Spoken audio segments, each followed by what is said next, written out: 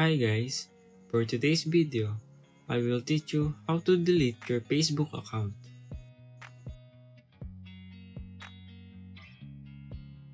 First, click the menu bar at the bottom right corner. Tap on Settings and Privacy. Then click Settings. Find the personal and account information. Then click it. Click the account ownership and control. Then tap on Deactivation and Deletion.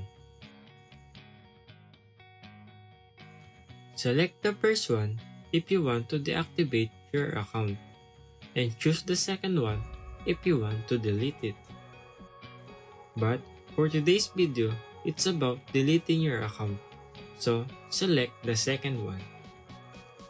Then tap on Continue. It will ask you on why you want to delete your account.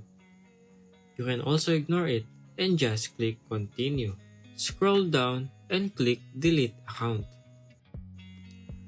It will ask for your password.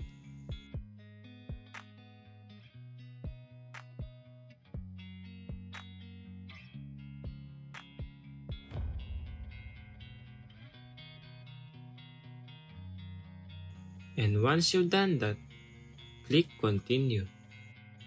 Then click the Delete Account and wait for it to complete. Then that's it. That's how you delete your Facebook account. Thank you guys for watching this video, and see you on my next tutorials.